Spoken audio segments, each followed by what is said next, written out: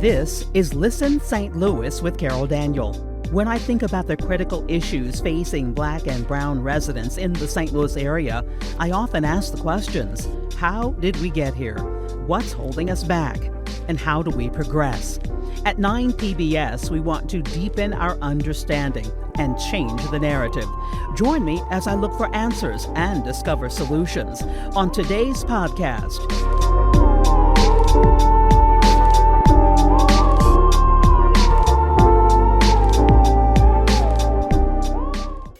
Today, we talk about food, specifically restaurants. Since the pandemic, the number of restaurants that did not survive is alarming.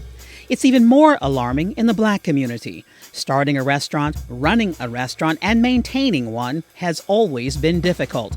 So how is one young man doing it? My guest today on Listen St. Louis with Carol Daniel is in his early 20s and taking the St. Louis culinary scene by storm. Juwan Rice of Rated Test Kitchen joins me next on Listen St. Louis with Carol Daniel. Listen St. Louis with Carol Daniel is supported in part by Midwest Bank Center, the Betsy and Thomas Patterson Foundation, and Orvin and Latrice Kimbrough.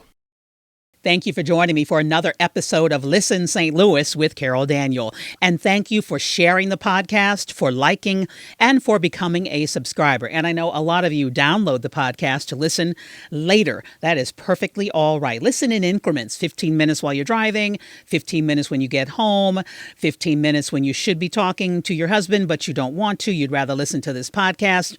I get it. Talk to him later. Listen to this podcast.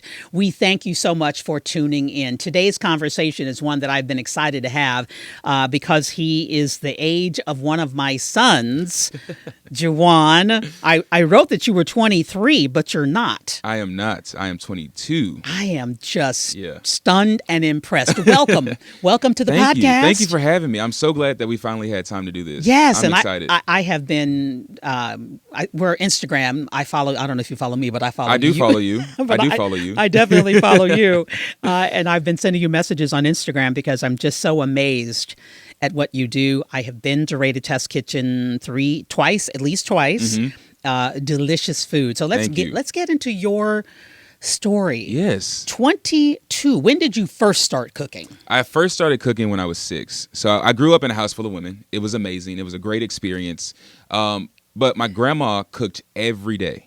She came home from work, cooked every day, went to the grocery store, made sure that we had a meal to eat. And so when I'm 6-year-old little Juwan running around the kitchen trying to figure out what's going on, I started asking questions. I started asking a million questions. And she'll tell you, he was in the kitchen asking a million questions in the way, didn't know what he was doing.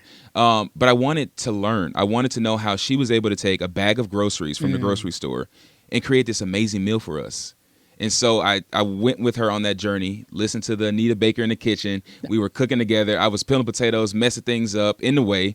But that experience that I had with her, that building, it was phenomenal. And it kind of carved me into who I am today. So, that's how I started cooking. One of the core questions we ask on Listen St. Louis is, how did we get here? So the question for you is, how did you get here? Yes. Your grandmother is... My grandmother. Is the reason. But how do you become a 22-year-old restaurateur? Mm-hmm.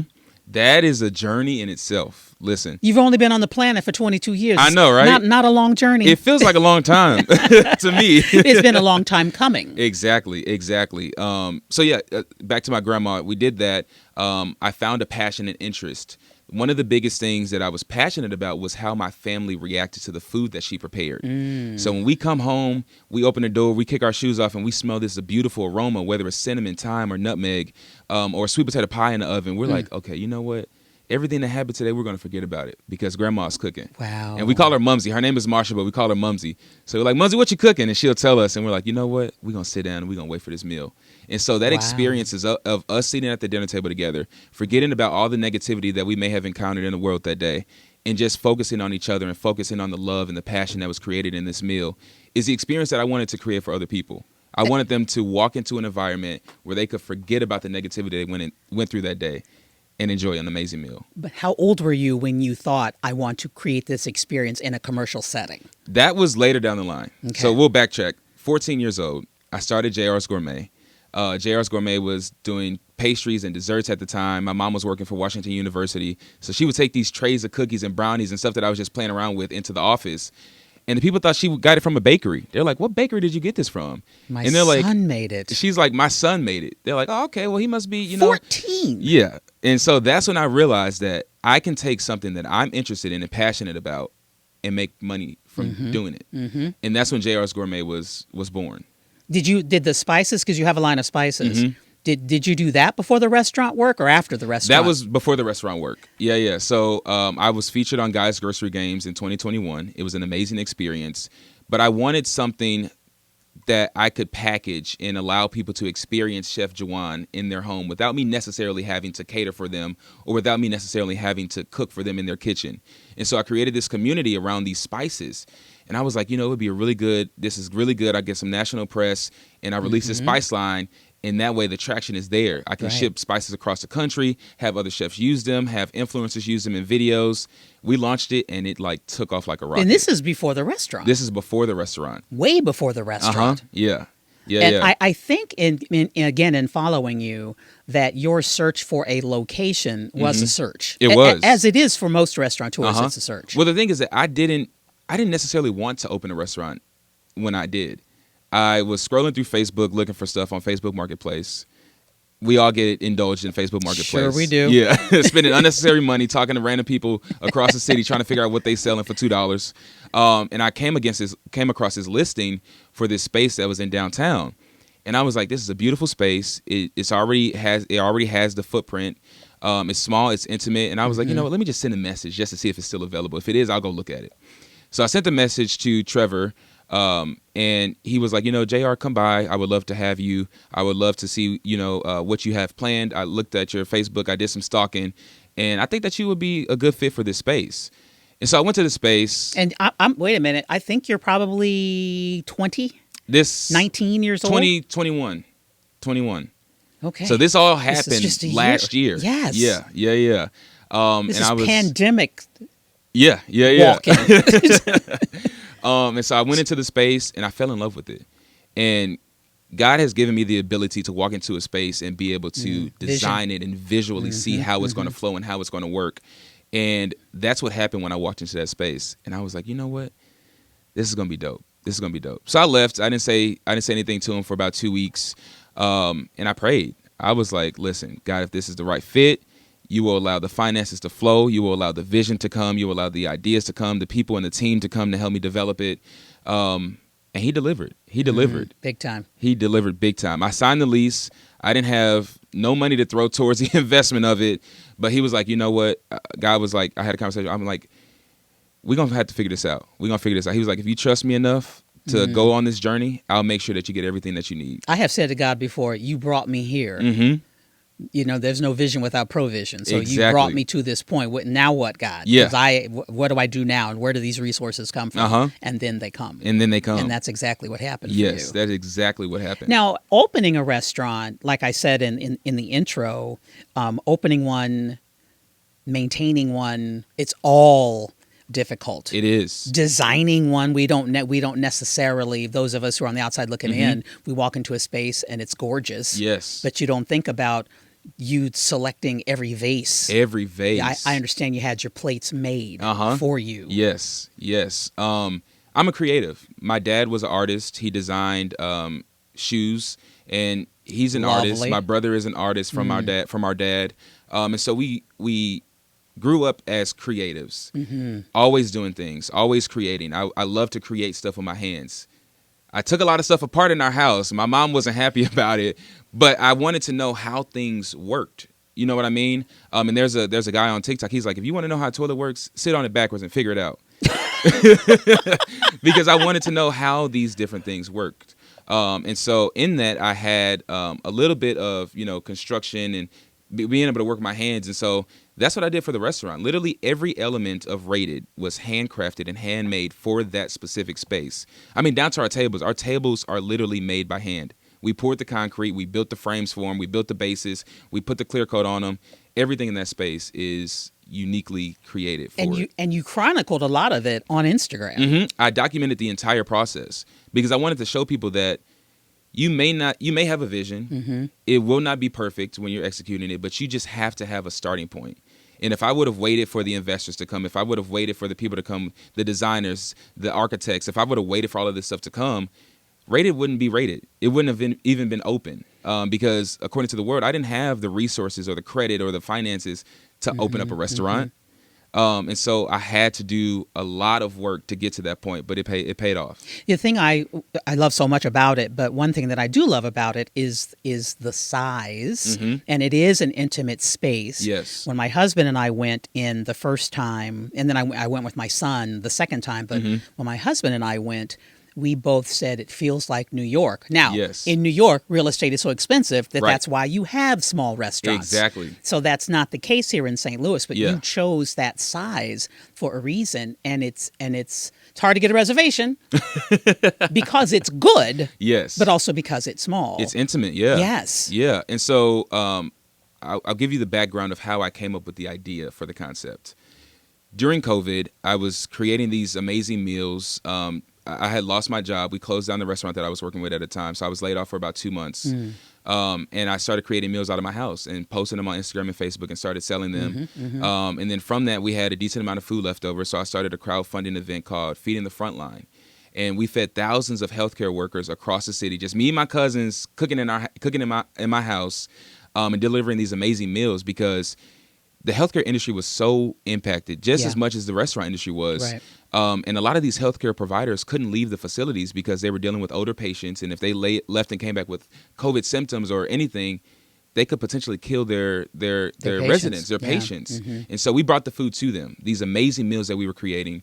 But then in the course of that, I was also doing a dinner party series with a friend of mine, Chef Nico. And we would post a location. We had a 10-course menu that we would do in these random locations that were intimate and small, and they didn't have a kitchen. And so that's one of the reasons why I knew that the space was going to be a fit because it didn't have a kitchen. And so we were able to make it work with what we were doing for this dinner series. And I was like, you know what? This dinner series went really well during COVID. I think that it's a way for me to bottle this up, package it up, and put this into a restaurant format. And it worked. And it worked. It's working. Yes, it is it's working. Yes. And I used to just eat the screen. I mean, I was watching you because my son introduced me to you. Yeah. Mom, you gotta. He's my age. He's doing what I would like to do, and I'm like, well, okay, so do it. Yes. By the way, son, so do it. But the fact that you are in this small space in downtown St. Louis, which, you know, there are those who it's dead, and there are those who are like, no, it is not. It's evolving. Yes. But we have to be intentional if we want it to evolve into something higher, right? Exactly. We have to be intentional. Yes. And so you are being intentional. But I want to talk about your food itself. Yes. Because, I mean, I made lasagna last night, right? I was thinking about doing a Thanksgiving dinner this summer. Yes. Like, because I love the whole Thanksgiving. I do too. I love it. And that's, you know, sweet potato pie, mashed potato, green beans, you know, dressing, it's whatever. But that's from our history. That's standard. Not everybody can do it. Right. Because there's potato salad everywhere. Oof. I ain't eating all of it. Nope. That's where we draw the line. But you have created something like, we're like, what in the world is on my plate? It's so creative. Yes. So is that your artistry marrying your love of food, period? Yes, that's exactly what it is. And so I took the basics that my grandma gave me and essentially built on that. So a lot of the dishes that we do, well, a couple of the dishes that we do is dishes that she would make when I was growing up. You know what I mean? So we did a short rib dish that had this beautiful fennel puree, and it was served with sauteed collard greens, and they had turkey bacon in them. And I was like, this is a dish that grandma would make growing up. And the flavor profiles were there, and the short rib was so tender, and it had this amazing herb gravy on it. And these are just me paying homage to where I came from. You know what I mean? But then being able to take these elements that I've learned through social media and traveling and working with other chefs and implementing them into our cuisine. Because Rated's cuisine is not set. It's not just Italian. It's not just Asian. It's not just, you know what I mean? Every time you come in, exactly. And I tell people all the time, our cuisine is experimental fusion because we are able to experiment, yet fusing all of these different flavors and cultures together to create beautiful dishes. And that's it. I will tell you that it still feels to me when we say Southern, we mean black. But it still feels that to me in some fashion. Yes. And I can't even explain why I feel that. Yes. I don't know why. But It's the like, flavor. What was the dessert that I had at the opening of Rated Cafe? Which one? It was the pound cake. Is it the lemon so coffee? What is it? That was a lavender honey cake. My grandma used to make pound cake. And so I'm like, you know what? Let me take her pound cake recipe, put my spin on it, and invite these new vibrant flavors into it. And not growing up, but as a adult, my favorite place to go to was Clementine's for ice cream. And I would get their honey lavender ice cream, and I would get their espresso ice cream and their vanilla ice cream and mix it together. And it was this beautiful flavor palette. It's floral, it's earthy, it's vibrant, it's airy. And I'm like, let me put that into a cake and see how it does. It does well. And it does well. It does well. Yes. It was one of those things where I bought a slice home, and I didn't tell my husband at all. I ate the whole thing. Yes. So he'll learn on this podcast. Yeah, exactly. That there was a lavender honey slice of pound cake. Right. So now I got to go by and get him some. Right. What have you been? How have you been met with either support? I know there's been support because again, following you on social media. But when you over this journey from 14 to now 22, were there ever people who said, "Dude, why St. Louis? Why a restaurant? Why fusion?" Did you ever get that, or have you been able to surround yourself with such a supportive village only? It's a lot of that, believe it or not. It's a lot of the people asking why downtown St. Louis. It's a lot of the people asking why open a restaurant during this time, because they are so involved with other people's experience with what's going on that it's like if you just continue to base it off of the experience that other people have going on, you will not create a new avenue. Right. And so when people say why downtown St. Louis, I'm like, why not downtown St. Louis?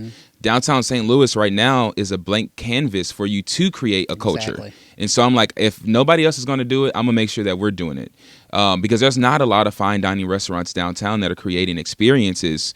And my main goal was to have a destination that wasn't necessarily catered to the people that are already downtown, but to bring people downtown from West County, from South County, from across the river. We have so many people that come to Rated Test Kitchen that drive miles and hours away to experience this little restaurant in downtown St. Louis.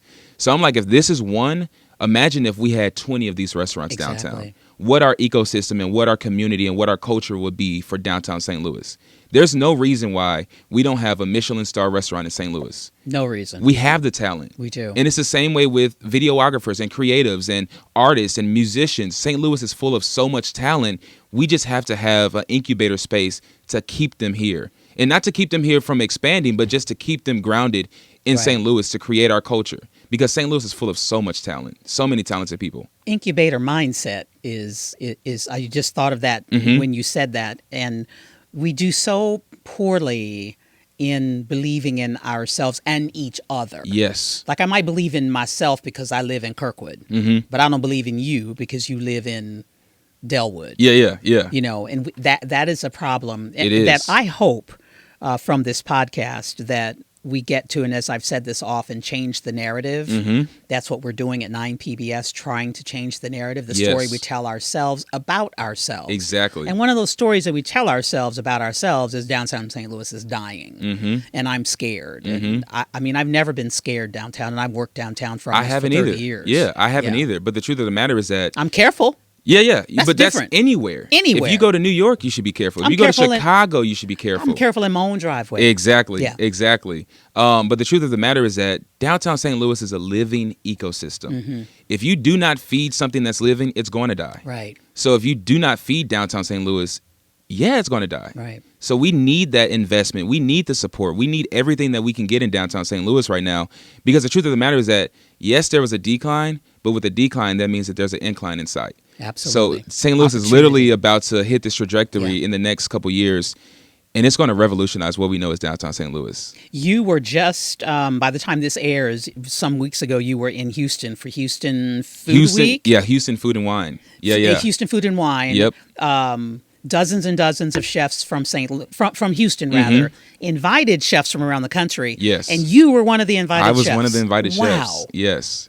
And that was an amazing opportunity. I mean, we were kicking it and drinking wine with the top executive from Goya Foods, a multi-billion-dollar corporation. And she's like, you know what? This is some of the best food that I've ever had, and I traveled around the world. So for that means the world to me. That means that I'm doing something right. You know what I mean? This young black kid from St. Louis is on this national footprint and is being acknowledged and being recommended. You know what I mean? Like, that's huge. You're being exposed, and you. What is that phrase? You stay ready so you don't have to get ready. Exactly. Yeah, that would exactly. be And I tell that to people all the time, because so many times we're often so nearsighted in our own circumstances, in our own ecosystem, in our own environment, that we don't see anything outside of that. And I try to prepare young adults now for what's expected. You never know who you're in front of. You never know who's going to knock on your door. You never know who's going to take a step into your restaurant. So as a restaurant owner, as someone that's in the hospitality industry, I want to make sure that we are always prepared. We are prepared if Barack Obama walks into the restaurant. Come on now. Like, you have to be. You have to be prepared. We're prepared if we get a phone call to say, hey, I got $20 million that I need to give you. And we are able to support that, and we're able to have the things in place to accept that and accommodate for that. You know what I mean? So you always have to prepare for what you are expecting. What's the best advice your mother has ever given you? Or your grandmother? So much, I'm sure. Yes. Or so your dad? Much, so much. So much. They were extremely supportive. Obviously, you need the support as a young adult. You know what I mean? You need the support growing up. And, you know, my mother always said to just follow what you have. Talk to God and make sure that you are following his footsteps, but also making sure that you are following what you have set your mind to. And she has never doubted anything that I have had, that I've set my mind to. She's always been 10 toes behind me. Now, she might quit every now and then, but she'll be back. She's like, you know what? I'm done with you this week. But it's love. It's love. And she's always supportive, always there. And it's the same with my grandma and my aunts, the rest of my family. They have always been extremely supportive of everything that I have going on. I want to talk about your conversation, your podcast with your friend who his name is Dante. What's the name of his podcast? His podcast is called This Is Not My Degree. Right, because the quick story is it's not his degree. He's got a whole another degree. Exactly. Now he's doing a podcast and videography and is the creative. Yes. But Darius Cooks, which is his social media name. I discovered him during the pandemic. He's out there cooking and drinking, and he was hilarious. And, yes. And I knew when I was watching him, I found him on Facebook. Messy individual, slightly negative, catty. I hate to use that phrase, but he has come to St. Louis many times. He does these restaurant. He'll rent a space, Airbnb, if you will. Yep. Have a meal. It's 6-7 courses or whatever, $250. Yep. It's not inexpensive. Yep. But he came to St. Louis and ripped St. Louis up one side and down the other. But it was also very complimentary. It was, and yes. People were outraged. So many people said, well, here's my whole day. Because we spent all day reading on Facebook where he was, what he was saying. Everything. Every minute of it. Every minute of it. But you and Dante got him on your podcast. Yes. And I couldn't wait to watch it. Yes. Because you and I both have a feeling about vision, customer service, and like you said, being ready. Yes. Tell me how you responded to what was, for many, his negative presence. People described it that way. You're not going to come to St. Louis and run down my city. Some people say it. Right. It was interesting. It was very interesting. And so when I got sight that he was coming to St. Louis, I'm like, Darius, I'm like, Dante, we have to get him involved some type of way. We have to leverage him coming to St. Louis. He comes to review restaurants. Right. Yeah. And generally black owned. And he asked the public on his Facebook page, where should I go? Right. And then the public tells him that's how he chooses. Exactly, Right. exactly. So And you and Dante say we got to get him. yes, we have to get him, because in conversation with him and talking to him, he said that the reason he wanted to review Black-owned restaurants was to highlight Black-owned restaurants. And a lot of restaurants that may have got a bad review or negative review from him didn't understand the purpose of him coming. The purpose of him coming was not to tear down Black-owned restaurants. It was to uplift them and to show them that Black-owned restaurants are doing so much more. Yeah. And this is how you can do better. And this is how you can do better, yes. Yeah. Because we're in the hospitality industry. How about that? Our biggest goal is to serve people and to make them happy. So if you are serving people and you are not making them happy, you are in the wrong industry. Right. You're in the wrong industry. You're failing at hospitality. Exactly. Exactly. And there's so much more than just being a restaurant owner. You have to accommodate for you have to be hospitable to not only your guests, but your staff and your vendors. There's so many different avenues of people that you're dealing with. And back to what you said, you gotta be ready at all circumstances, at all times. Because like I said, if Barack Obama was to walk in the Raider right now, we would be set up and ready. You would be. We wouldn't have to think on the fly or do this on the fly. It's like, no, all of our procedures are in place. Right. But as a restaurant owner, you also have to be willing to accept feedback and accept criticism, because you're opening up yourself for that. That's why Google reviews are a thing. That's why Yelp is a thing, because you have to be able to change and adapt. And I talk to a lot of restaurant owners and a lot of chefs, and they have this mindset of, oh, I want to cook what I want to cook, right, because I like it. Well, the truth of the matter is that you're not serving yourself. You're Right. serving these guests and these clients, so you should be cooking and enjoying the experience that they want to have. Right. Because that's a part of being hospitable in the hospitality industry. And so you did get him to come and sit and do a live review of the your food. food and Yeah. your drinks, and it was, first of all, it was a great conversation. It was. And it was wonderful to watch him. And I knew, because I had already been to Rated, and so I knew, this is going to be good. Yes. And he's going to be impressed. Yes. But one of the things that he talked about was the lack of service, and there's not a vegetable on the plate for so many restaurants, so many Right. Black-owned restaurants. Yes. We are doing the chicken wings, French fries, breaded this, breaded that. He went somewhere and they didn't even have homemade tea. Yep. I won't say where. They had bought bottled tea. They weren't Yep. even brewing their own tea. Right. So it was negative, but there is a lot that can be done. There's a lot that Yes. can be improved upon. Exactly. No, definitely.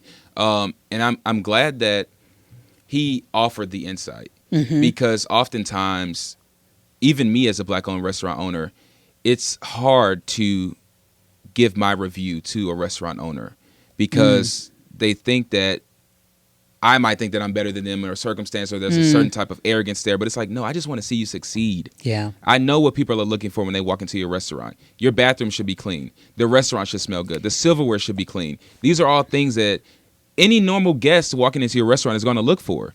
So if I walk into your establishment as a chef and restaurant owner, sometimes I'm a little bit hesitant to tell you, but I think it's very important for us to tell them, because I think that we are so focused on what their reaction is going to be, more so than the knowledge that we're giving them is more important. And how they see us may not really matter, but at the end of the day, if you give them that knowledge, they're going to have that, and they're going to be thinking about it, and they're going to be more intentional on making sure that these things are done. What did you take away from your time with him? Because he was very complimentary, and left what I thought was a hopeful note about your food, that you are what we need Yes. in St. Louis, I believe he said in so many words. Yes, and it was good, because I was looking for him to encourage me, but in turn, it ended up me being encouraging him. And so, And what do you mean by that? He was so uplifted, and he was so inspired by what I was doing, and I that wasn't the goal. I wanted to get feedback from a guy that has a successful business, that has opened restaurants. People talk about them closing, but think about the fact of opening them. Opening a restaurant is so much harder than closing a restaurant. So the fact that he was able to accomplish that, and he has this fan base of millions of people across the world that are viewing into his content. He's a businessman at the end of the day. He is. He's a very successful businessman. A lot of people see Darius cooks, but I'm glad that we had a conversation with Darius Williams, the businessman, the entrepreneur, the chef, the food critic, the business savvy Right. person behind it. Darius has a warehouse full of employees that a lot of people don't know. Right, He showed right. it one time, and he has a multi-million-dollar business that he is running. And that's the insight that I needed. So yes, so many people were so focused on the critiques and the criticism, but you're missing the blessing that he was in your establishment. Right. And you could have talked to him to see how you can scale, to see how you can get feedback, to see what you need to improve on, because the vessel was there.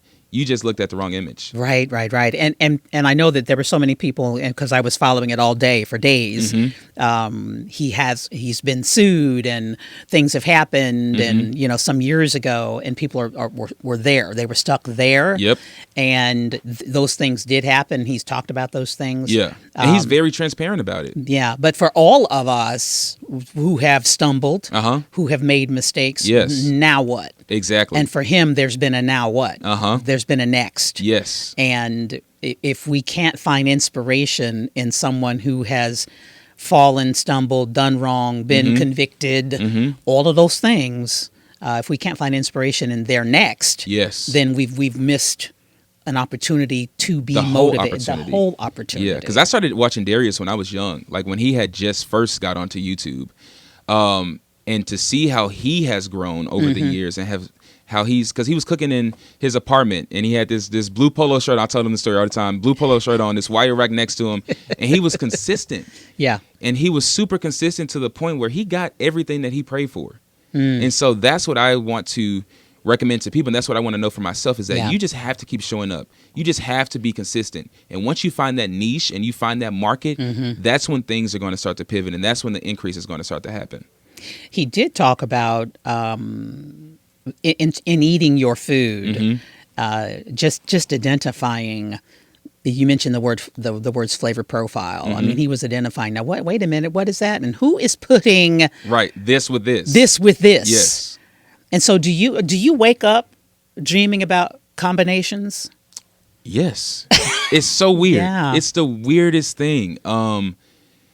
It comes at the weirdest times too. Yeah. Like I can see something and I'll be inspired by it, or I could taste something or smell something and be like, "Ooh, that would go good with that." And honestly, it's to a point where I can create a dish on the fly and I already know how it looks, I know how it tastes, and I know what plate it's going on and what we're using to garnish it. It's crazy. It's the weirdest thing. It's so weird. So when I brought my son to, when you've opened Rated Cafe, same space, but you're now open for breakfast. Yes, so we're open from 8 to 2 p.m. So it's breakfast, lunch, cafe vibes. You can get coffee, you can get espresso, teas. It's really just a good time. It's really a good time. It is a good time. Yeah. And I will tell you that I can't even remember the name of it, but it was some latte-ish type of something or other. And I was searching for the sugar because I always have to add a little bit of something, and I didn't. Yeah. It was so flavorful. And that's what we try to do. It's like, it's just a coffee, but we try to set up the experience to where you shouldn't have to add anything. Like our food, you don't have to add salt and pepper or hot sauce to it. Although my son wanted horseradish on whatever he ordered. Did he really? Yes. And I'm like, because he loves the spice. Yeah. So he wanted horseradish on. Yeah. I think he got the bagel. The bagel sandwich? Yes. Yeah. Yes. He goes, I'm going to put, and he ordered one to take home. And he put horseradish on And it? he put horseradish on it when he got home. Yeah. Talk to me about your social media, because for any business owner today, if whatever you're doing in life, we are all told you have to have a social media presence. You do.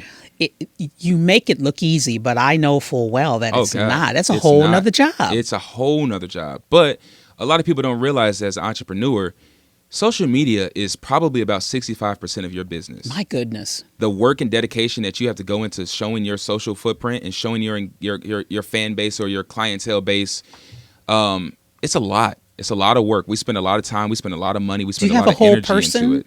Or is it you? It's a combination. team. It's a team of people that I've been able to build. So Dante, who's creating some of our digital content. Alex, who created our initial branding for Rated Test Kitchen. Bridget, who is actually not even in St. Louis. She's in New Orleans, who makes our social media posts and is engaging with people. Ashley, who's responding to DMs to making sure that everyone is accommodated for. That is the hospitality outside of the restaurant that happens that a lot of people don't even realize. That's a hospitality not on the plate. Exactly. Because the truth of the matter is that as long as you have the engagement, you have the opportunity to be hospitable along the way. Whether it's a comment, be hospitable. Whether it's a DM, be hospitable. Whether it's a phone call, be hospitable, because that's the clientele and that's the relationship that you're going to build with your customers. You did post just recently about restaurants and encouraging people to patronize the restaurant scene. Yes, because it's not easy. Yeah. As a restaurant owner, there's many days where I suffer because I want to make sure that the restaurant and my employees are taken care of. But that's just a part of who I am. Yeah. Are you saying you don't pay yourself? There's some days I don't get paid. Yeah. But it's because I know that there's something at the end of it, and I know that it's going to pay off, and I want to make sure that I am able to see forth the vision that God has given me. Because the truth of the matter is that I'm a vessel, and he's just using me as an outlet. You know what I mean? And so I know that my biggest impact is to make sure that people are taken care of. I was telling him earlier that my biggest thing is not food, it's people. Food is just a way to get to the people. Every person that comes into Rated Test Kitchen, I try to make sure that I connect with them personally, and I get to figure out who they are, what their dietary restrictions are, because God has given me the gift of people, and I love people, and people love me, and I love that. I love that relationship. That is not the case for every restaurant owner. It's not. My son has said to me, and you guys had a brief conversation, and I hope we'll have more. Yes. That what he found in kitchens, in professional kitchens, I should say, is a lot of sexism, a lot of misogyny, a lot of racism, and how disappointing that has been for him. And he has no desire to be in that kind of environment. Yes. And I've tried to encourage him that you got to find your people. Every kitchen isn't like that, but that's hard to tell. He's, a couple of years older than you, and it's hard to encourage. It's not easy, and they don't make it easy. Yeah. They do not make it easy. I've been in the industry professionally since I was 16, and working in different country clubs and hotels and restaurants. It was not easy. They see a talented young black man, and they're like, we're going to try to keep him on the dish pit as long as we can, because we don't want him to know what his true talent is. Wow. And that's the truth of the matter. That's what this industry is. And it's, like I said, it's not easy at all, especially if you don't have what they consider the knowledge or skill set, which is going to culinary school, going to the CIA, traveling to France to get culinary knowledge. They don't validate your opinion. They don't validate anything that you have to bring to the table because you don't have those specific credentials. And so in our work environment that I've created for Rated, I want to make sure that everybody is happy. And that's where the hospitality comes in for both sides of it. Yeah. Because if I'm not hospitable as a boss, that trickles down to how my staff responds to our guest. So if they're not happy with me, they're not going to be happy with the guest. And the guest will notice that instantly. We have so many people that come into Rated and they're like, the team works so well together. It's like you guys are a family. It's like you guys just flow. Oftentimes during service, we have worked so hard to make sure that we are a unit and we work so well together that it may be so many times during service where we don't even have to speak to each other because we already know what somebody needs. We already know that this person needs this, and we know that this person needs this, and that this dish is about to come out. So I need to make sure that they got everything that they need before it goes out. And creating that sense of community is where a lot of restaurants fail. Right. In our restaurant, there is no division between front of house and back of house. Everybody works as a unit. If there's somebody struggling in front of house, somebody from back of house is going to step in, and vice versa. Because you have to create that sense of community, that sense of consistency, because the industry is so divided. Right. It's divided by race, it's divided by sex, it's divided by age, and it's divided by front of house and back of house. So to create that bridge is really what my goal is. I have to tell you that the last time I was there, the bar, there's one section of the bar where people are seated on both sides. Yes. And I didn't know that at first, so I was looking for the restroom, and I thought the woman on the other side was staff. Oh. Because I didn't realize, I just didn't know. Yeah. And there was this beautiful plume in a lovely vase, and I couldn't quite see her whole face. Yeah. And she said, it's the first door on the left. And my son goes, Mom, she's a customer. But the fact that, to me, it was an indication that everybody in there felt so communal. Right? Exactly. And the only way you feel that is because the staff has made you feel like your home, right? Exactly. Right? And so that's the only reason I feel that she didn't stop and say, "Oh, I don't work here." Right. She said, "Oh, it's the first door on your Yeah. or the second door, whatever it was." Yeah. So that you've created that environment. And that even the customers are showing up. Yeah, exactly. for each other. And I wanted that feeling. I wanted it to feel like when you walking into Rated, you're walking into your best friend's house. And you're about to kick it with the person next to you, even if you don't know them. Over good drinks, let me tell you. Yes. Let me tell you. What's been the most challenging? Ooh, we had this conversation earlier. Honestly, for me, the most challenging part has been the funding piece of it. As a 22-year-old black man opening up restaurants in St. Louis, when I go to the bank, they're not just throwing money my way. Even though we have the proof, even though we have the proof of concept and the restaurant is thriving and we're on covers of magazines and doing all of these things. Traveling the world. Yeah. The funding piece has been the lack thereof. You know what I mean? So for Rated, I had to fund Rated myself. I didn't have any private investors. Did you go to banks and they said no? Oh. Yeah. It was not easy. Is anybody calling now? Here and there. But still difficult. But it's still difficult because so many times as entrepreneurs, we don't want to ask for help because of the piece of sometimes people make us feel like charity cases. It's like that shouldn't be the case. You should want to help a young business that's going to open and thrive downtown. There should be no reason why it took me so long to come out of pocket for myself to open up Rated. Like there should have been people that wanted to invest in downtown St. Louis and wanted to invest in the culture and the new food scene that's going on.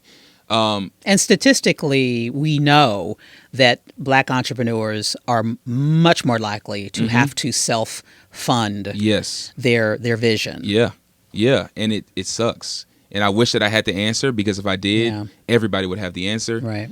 But I don't. Well, the answer is no. No to prejudice. Yeah, exactly. And no to short-sightedness, because that's what some of this is as well. Whether it's out and out racism or out and out prejudice. Yes, it is definitely short-sightedness. It is, and that's why there's so many talented black chefs that are still grinding and working for other people because they just don't have the outlet or they just don't have the finances or the resources to branch off and open their own restaurants. And I want to make sure that it's my job and duty to change that narrative. And that makes me want just briefly to go back to your experience with Darius, of Darius Cooks, because one of the things that came out of that for me was we have got to collectively raise the level of, number one, customer service among black-owned restaurants, and then of creativity among black-owned restaurants. Yes. And then how do we, those who are, because there are a lot of black caterers, but then opening a brick and mortar is a whole six-figure possibly journey that they cannot go on. But I had some food just 2 weeks ago, black caterer, and just the rice alone. You call your restaurant Rice, dude. That was the best rice I've ever had in my life. So from Darius, what do you walk away with a desire to help? Because I know you are mentoring. At 22, you're mentoring other young business owners. But how do we create more black-owned restaurants in St. Louis? I think that there's a piece of education that needs to happen. Yeah. For me, I wasn't just focused on making sure that the food is going to taste good. It's going to taste great. That was number one. Because your grandmother's food was great. Yeah, exactly. Yeah. So that was number one. But to understand the business side of things is an investment for myself that I had to make. I had to make sure that I was able to keep finances in order with the limited finances that we had. I had to make sure that client relations was done and done professionally. I had to invest in myself from a business standpoint to make sure that we had everything that we needed to be professional and have that image. And that's where a lot of people that are opening up restaurants now lack. It's like just because you can cook good food does not necessarily mean that you need to be opening up a restaurant. Right. Because you're not setting yourself up for success. You have to invest in yourself. There's knowledge that you need to know before you open up a restaurant that you need to have in order for it to thrive and in order for there to be a longevity to your business. And if you don't understand the business side of it, You're going to fail. You're going to fail. You're not setting yourself up for success. I went to probably a year ago, Southern restaurant, and they had a great fried okra, like the best okra I'd ever had. Yeah. And I remember my husband and I going away thinking, first, the bathroom was awful. Oh, God. It was not. I mean, your bathroom is pristine and Thank beautiful. you. Yeah. Like it was like Architectural Digest looking bathroom. Smelled wonderful. Thank you. I'm like, is he going to now create a scent? Yeah, right. Because you could. Uh-huh. But whatever that was, Yeah. it smelled lovely. But I remember leaving that particular restaurant and thinking, I bet someone said, Grandma, your okra is amazing. We should open a restaurant. And that's how some people get there. Yes. But don't have any business acumen at all. And the most important thing that my mother told me growing up is to first realize what you don't know. Ooh, that's so good. That is very, very key. I can't do everything, nor do I know how to do everything, nor do I want to know how to do everything. But realizing that first is the key of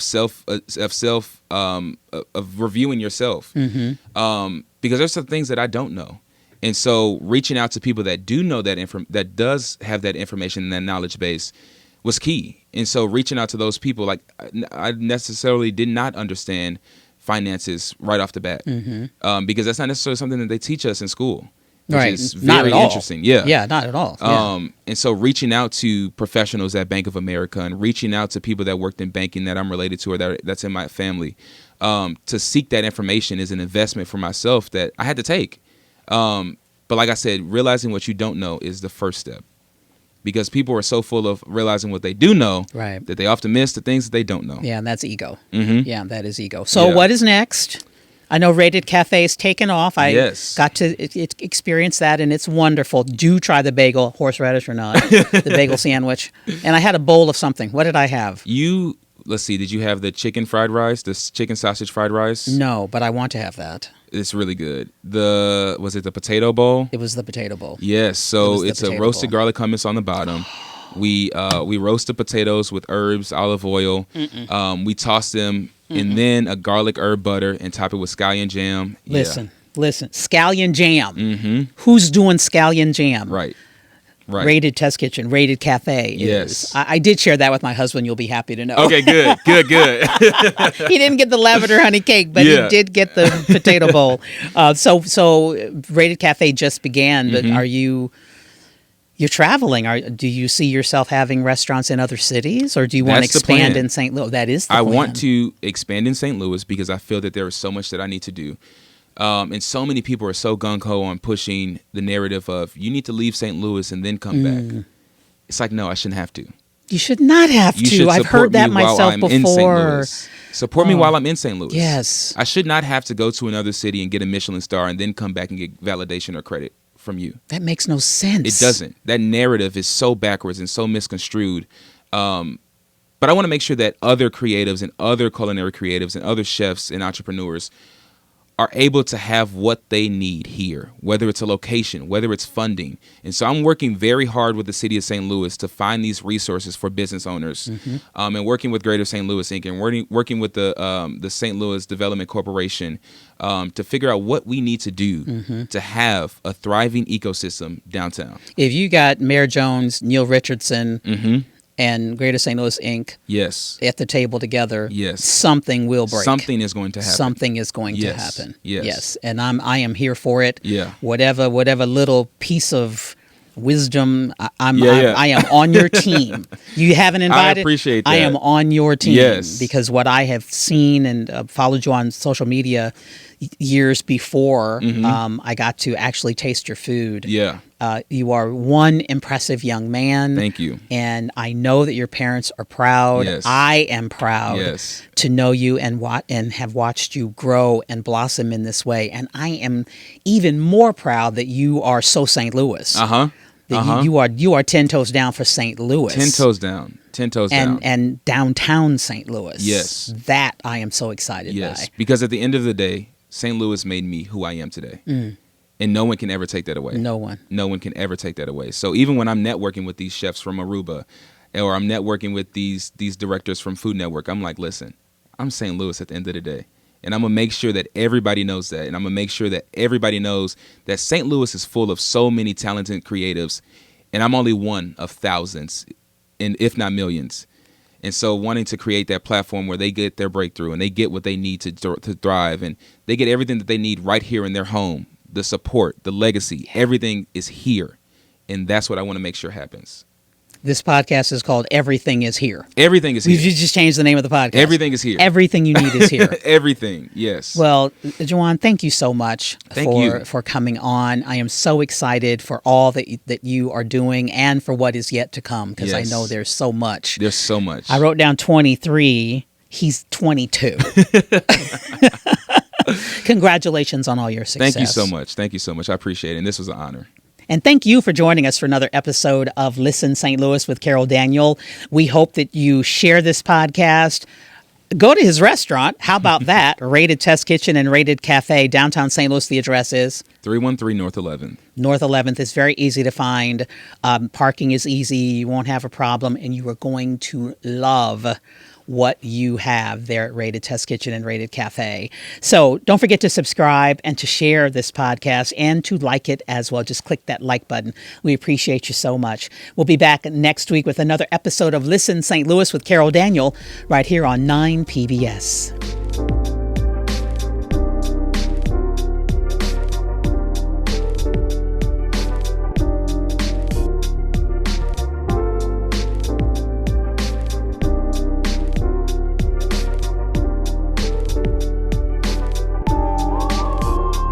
Listen St. Louis with Carol Daniel is supported in part by Midwest Bank Center, the Betsy and Thomas Patterson Foundation, and Orvin and Latrice Kimbrough.